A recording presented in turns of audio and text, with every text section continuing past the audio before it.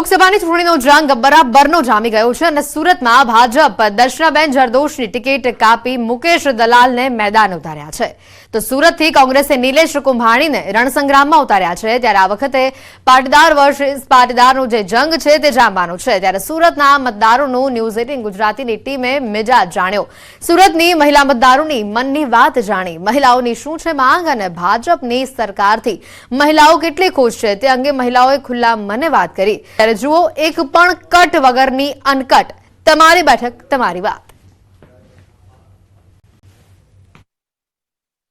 લોકશાહીનો સૌથી મોટો પર્વ એટલે કે લોકસભાની ચૂંટણીની જાહેરાત થઈ ચૂકી છે અને ટૂંક સમયમાં ચૂંટણીને લઈને પ્રચાર શરૂ થવાનો છે ત્યારે ગુજરાતની વાત કરવામાં આવે સૌથી વિકાસશીલ રાજ્ય ગણવામાં આવે છે અને એમાં પણ ઔદ્યોગિક નગરી સુરતમાં રહેતા લોકો ખાસ કરીને મહિલાઓ શું કહે છે કારણ કે મતદારનો મિજાજ જાણવા ન્યૂઝ 18ની ટીમ પહોંચી છે ત્યારે ઘણી બધી યુવતીઓ છે મહિલાઓ છે શું કહેવા માગે છે મતને લઈને। સૌપ્રથમ આપણી સાથે એક બેન છે, આપનું નામ?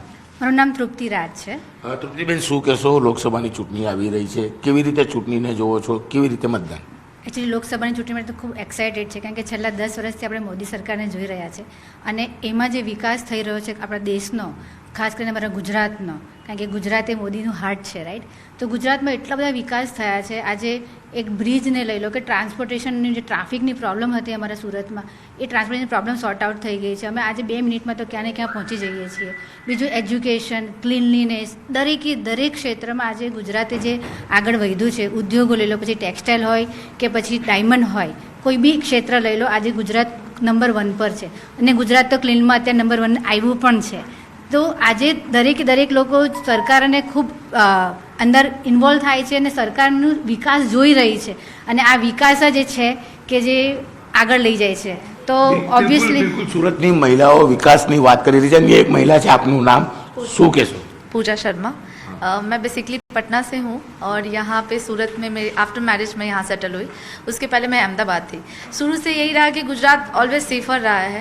गर्ल्स को तो काफ़ी सेफ ही लगता है। इंडस्ट्री आज यहाँ पे जो मिल रहा है वहाँ नहीं।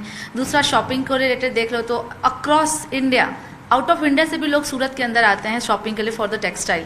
तो ये सब बिकॉज ऑफ मोदी सरकार का ही है। मैं पर्सनली उनके जो थॉट प्रोसेस है उसमें काफ़ी ज़्यादा बिलीव रखती हूँ, ठीक है, कि उनका जो यूथ के से रिलेटेड जो चीज़ें वो कर रहे हैं काफ़ी अच्छा है। तो ये चीज़ मेरा ओपिनियन रहेगा। બિલકુલ ચૂંટણી આવતા દરેક પાર્ટીઓ યુવકોને આકર્ષતા હોય છે, યુવકો પાર્ટીઓથી આકર્ષે છે। અન્ય એક બેન છે, આપનું નામ શું કહેશો મતદાનને લઈને? મારું નામ ગીતા મમાનિયા છે। હું બોમ્બેથી અહીંયા સુરત શિફ્ટ થઈ ગયું છે અને મતદાનના રિલેટેડ હું ખાલી એટલું કહેવા માગું છું કે મોદી સરકાર આવ્યું છે એમાં પછી જે વિકાસ થયો છે એ વિકાસ જોવા અમને પહેલાં મળ્યું નથી ને અત્યારે જે વિકાસ જે થયું છે, જે હિસાબે ગુજરાત હરેક સેક્ટરમાં આગળ વધે છે, એ જ હિસાબે અમે એક્સપેક્ટ કરી છે કે મોદી સરકારના આગળ હજી મોદી સરકાર હશે તો જ હજી વિકાસ થશે। આમ જોવા જઈએ તો નાવ વી આર ઇન્ટુ ધી વર્લ્ડમાં થર્ડ ઇકોનોમીમાં આપણે આવવાના જ છીએ અત્યારે જે હિસાબે આપણું ઇન્ફ્રાસ્ટ્રક્ચર, બાકી હરેક સેક્ટરમાં આપણે આગળ વધી રહ્યા છે ને જે હિસાબે ટુરિઝમ બી વગેરે આપણું જે એટલું સક્સેસફુલ જે જાય છે ને અત્યારે જે આપણું એ બી અહીંયા અયોધ્યામાં જે થયો છે એ હિસાબે આપણું ટુરિઝમમાં બી વધવાનું છે બહુ જ વધારે। તો બિલકુલ વિકાસ સાથે ટુરિઝમને ગુજરાત નહીં પણ ભારતમાં સપોર્ટ કરવા માટે એક મહિલા છે, આપનું નામ શું કહેશો? પ્રતિમા રાણા। બેઝિકલી જે મોદી સરકાર આવી પછી એજ્યુકેશન અને જે બેરોજગારી હતી તે ઓછી થઈ છે। આજે દરેક ફેકલ્ટીમાં દરેકને એડમિશન મળી જાય છે, એવું નથી કે એને એજ્યુકેશન માટે બહાર જવું પડે છે અને રોજગારીનો સ્કોપ પણ બહુ વધ્યો છે। બિલકુલ રોજગારીની તકો વધી છે, એજ્યુકેશનમાં વધારો થયો છે, ઘણી બધી મહિલાઓ છે। આપણે અન્ય વાત કરીશું, આપનું નામ?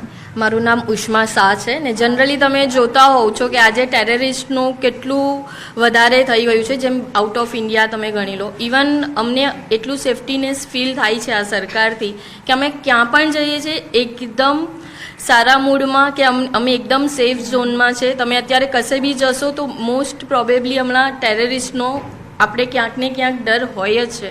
તો આઈ ફીલ દેટ કે મારો વોટ આપવાનો મેઇન કારણ એ જ છે કે હું ક્યાં પણ હોઉં I feel safe as a woman, as a person. બિલકુલ સલામતી અને ખાસ કરીને દેશની સલામતી માટે જ્યારે દેશના વડાપ્રધાન નરેન્દ્ર મોદી પગલાં લેતા હોય, ઘણા બધા અન્ય મિત્રો છે, આપનું નામ? મારું નામ નંદિની પંચોલી છે।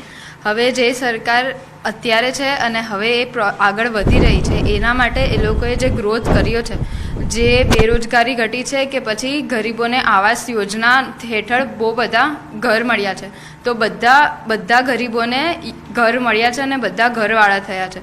અને એક ઘરવાળા થયા છે તેનાથી એ લોકોને એક કોન્ફિડન્સ આવે છે અને એ લોકોને બી એવું લાગે છે કે ના, અમે બી આ દેશનો હિસ્સો છીએ અને અમે પણ એ દેશના હિસ્સામાં અમે પણ અમારું યોગદાન ફાળવી શકીએ છીએ. પણ મારું એટલું કહેવાનું છે, હું કોઈ પાર્ટીને અહીંયા નથી સપોર્ટ કરવામાં માંગતી. હું મારા વ્યૂઝ ઇફ તમારા ચેનલના થ્રુ પાસ ઓન થાય છે તો ગવર્મેન્ટને એ કેસ જે પણ આવશે કે એકચ્યુઅલ વિકાસ કરજો.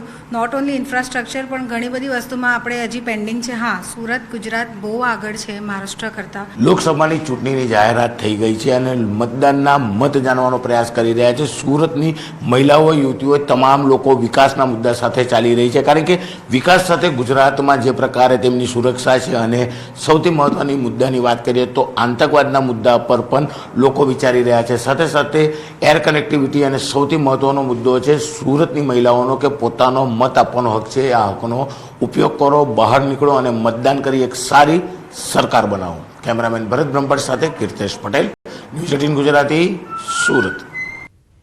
સમાચારોમાં હાલ રોકાઈશું એક બ્રેક માટે, પરંતુ તે પહેલા નજર ટોપ 3 ખબરો પર. જામનગરમાં ભાઈઓએ કર્યું બહેનના અપહરણનો પ્રયાસ. આશ્રમથી બહેનનું અપહરણ કરી જતા પોલીસે કરાવી મુક્ત. ઘટના થઈ સીસીટીવીમાં કેદ.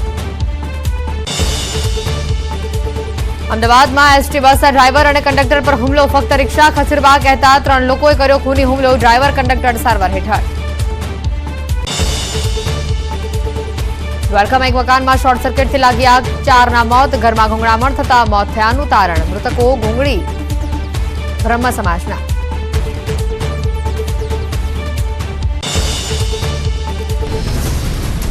ગારિયાદર અને મહુવા છે એ 2 સીટથી ડર લાગે છે. કોંગ્રેસમાં પણ જૂથબંધી. તમે પક્ષ બોલવામાં ભૂલ કરી, બધું ટનાટન જ છે. સાસરે જતા રહ્યા છો, હવે પિયરમાં ચૂંટણી લડવા આવ્યા છો, મામેરું લેવા આવ્યા છો ફરીવાર.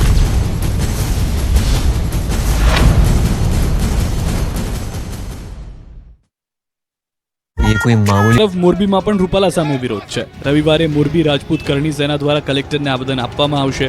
પરસોત્તમ રૂપાલા વિરુદ્ધ પોલીસ ફરિયાદ નોંધવાની રાજપૂત કરણી સેનાએ માંગ કરી છે અને મોટી સંખ્યામાં એકઠા થઈને આવેદનપત્ર આપશે. એ પહેલા પરસોત્તમ રૂપાલા હાય હાયના નારા સાથે કરણી સેનાના કાર્યકરો એકઠા થયા હતા. રાજકોટ બેઠકના ભાજપના ઉમેદવાર પરસોત્તમ રૂપાલાના નિવેદન બાદ ક્ષત્રિય સમાજમાં વિરોધનો વંટોળ ચાલી રહ્યો છે. આ દરમિયાન જ વિરોધના પગલે કરણી સેનાના પ્રમુખ રાજ શેખાવતે રાજીનામું ધરી દેતા ખળભળાટ મચી ગયો. રાજ શેખાવતે ભાજપના પ્રાથમિક સભ્ય પદેથી રાજીનામું આપતા જ ભાજપને મોટો ઝટકો પડ્યો. રાજીનામા બાદ શેખાવત દ્વારા રૂપાલાની ટિકિટ રદ કરવા માંગ કરવામાં આવી. આટલું જ ગોંડલમાં ગઈકાલે યોજવામાં આવેલી ક્ષત્રિય સમાજની બેઠકને કરણી સેનાના પ્રમુખ રાજ શેખાવતે ભાજપ પ્રેરિત ગણાવીને વિરોધ કરી દીધો. રાજ શેખાવતે વિડીયોના માધ્યમથી જણાવ્યું કે મેં ભાજપમાં પ્રાથમિક સદસ્યતા લીધી હતી ત્યારે પણ મારો ધ્યેય સમાજ સેવા અને સનાતન ધર્મનો હિત હતો, પરંતુ ક્ષત્રિય સમાજની ઘોર ઉપેક્ષા કરવામાં આવી છે. તેને જોતા મારે ભાજપમાંથી રાજીનામું આપી દેવું જોઈએ. આ સાથે તેમણે કહ્યું કે રૂપાલાના નિવેદનથી સમગ્ર ગુજરાતનો ક્ષત્રિય સમાજ રોષમાં છે. તેમ છતાં પણ ભાજપ દ્વારા કોઈ પગલું ભરવામાં આવ્યું નથી.